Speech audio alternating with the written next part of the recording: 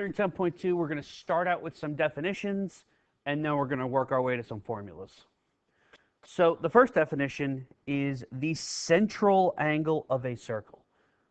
What's that first word say? Central, which means center, and angle obviously means angle. So what is it? It is an angle that we find at the center of the circle. So the vertex of the angle is the center.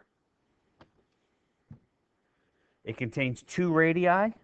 So as you can see, I have DA as a radius and AE as a radius, and an arc.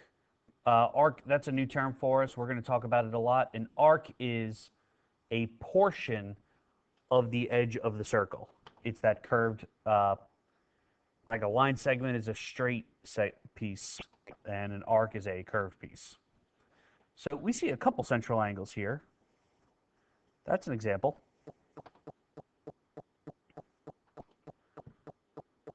Degrees of the angle equals degrees of the arc.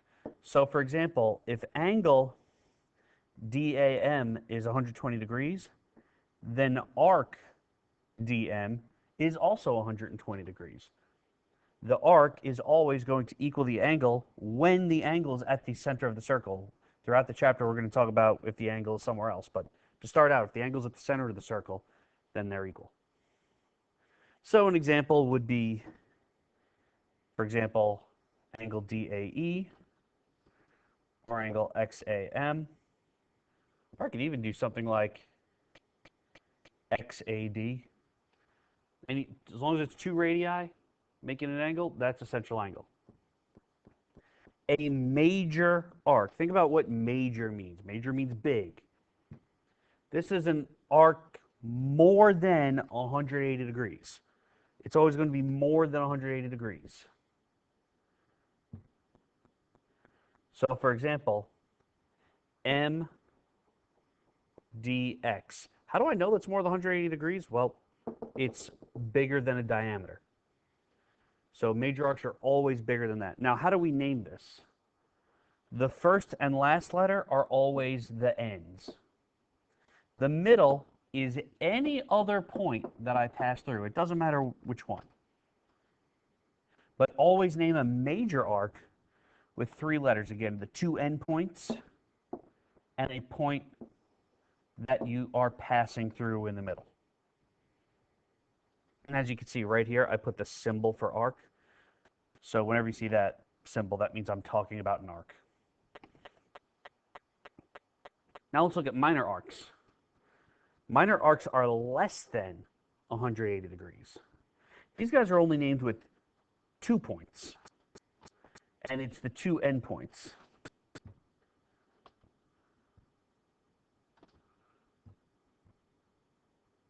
So for example, arc DE.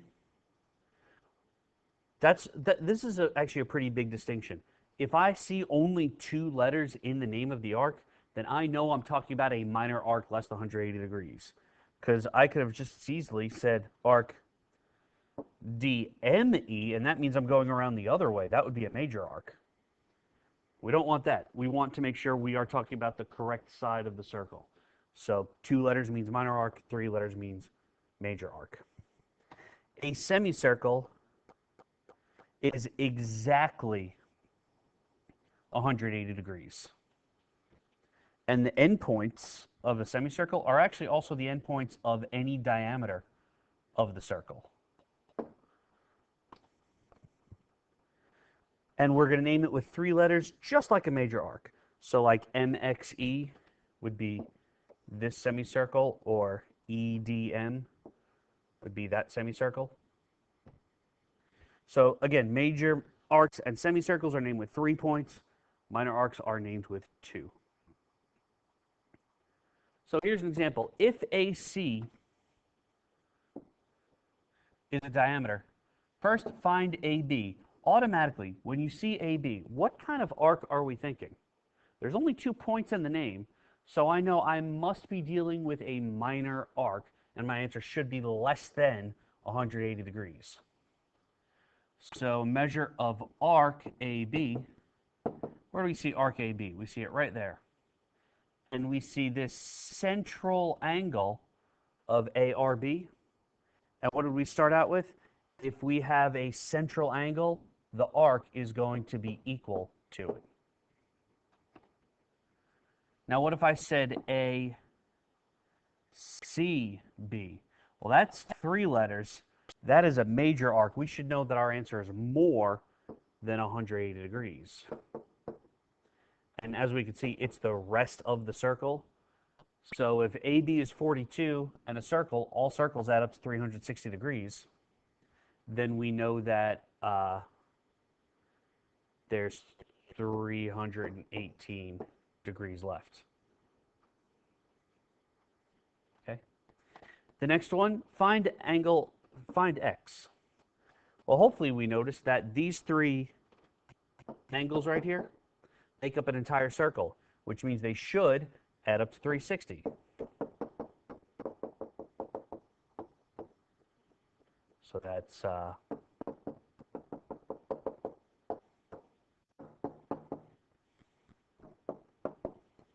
we get that X is 150. Congruent arcs, this is exactly what it sounds like. Arcs that have the same number of degrees. And if the arcs are congruent, like if I said arc HJ is congruent to arc JK, then that means the angles, the central angles, are also congruent.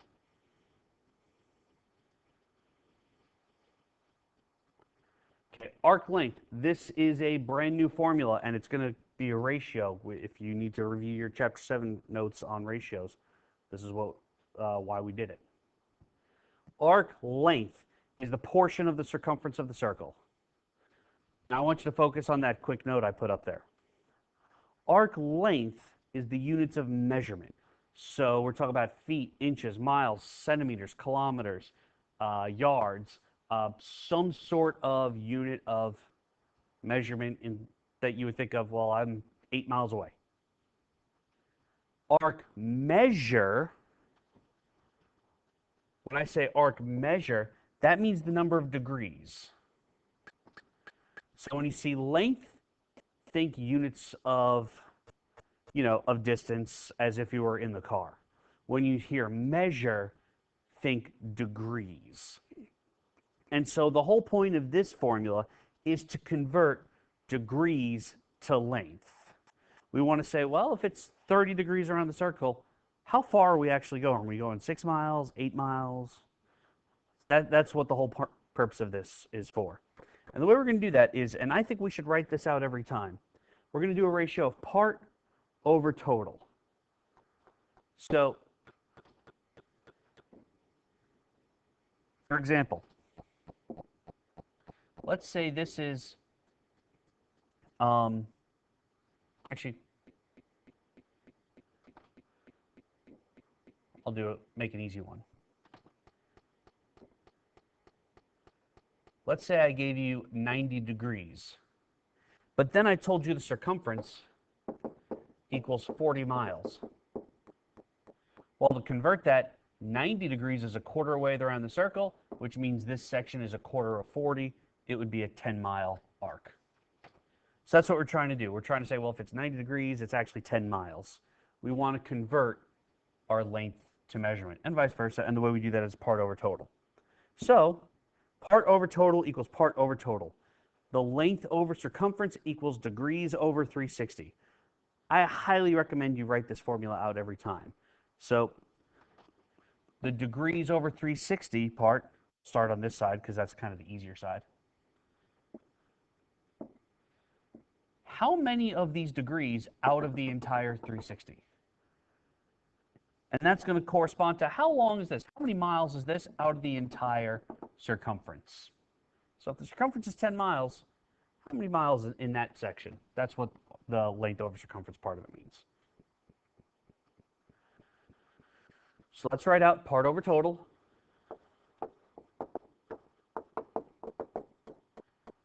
So find the length of this arc. Well, that arc is 60, that's the part out of 360 degrees. So that's the part over total there. How much of that compared to the whole circle? How do I find the whole circle? Well, the whole circle is circumference. So circumference is 2 pi r. Go back to the last video if you need that. So 2 pi times 8, my circumference is 16 pi. So the total circle is 360 degrees and 16 pi centimeters. How many centimeters just in that 60-degree section? Notice I set up a ratio. That means I could cross multiply. Remember cross multiplication?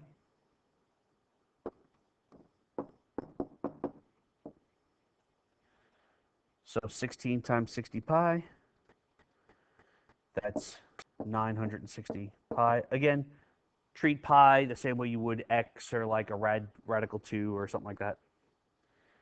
Then the next step is going to be to divide the 360 away.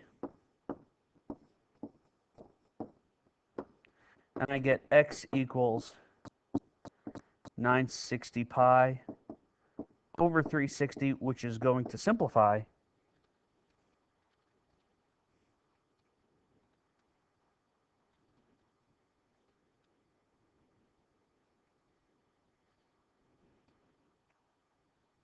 to 8 pi over 3. So simplified fraction, that's how we're going to leave these.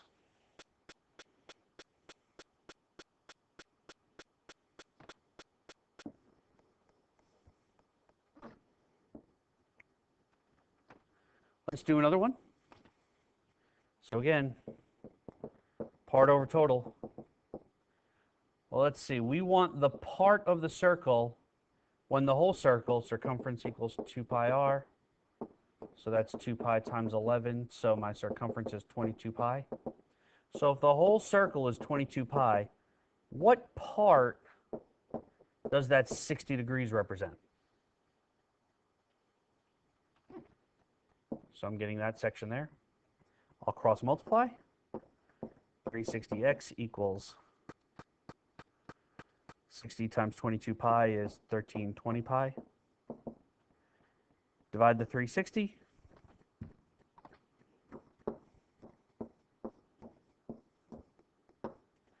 And I get x equals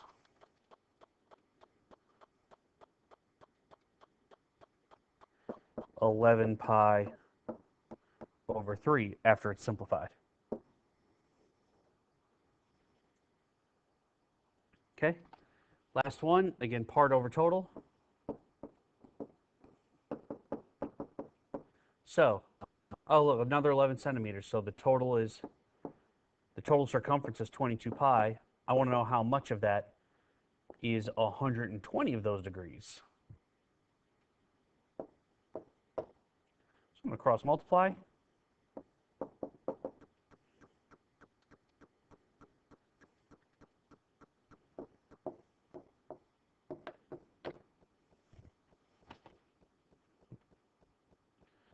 Sorry, ran out of room there.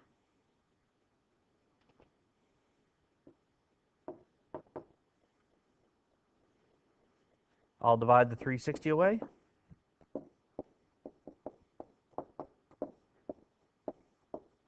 And that is going to simplify to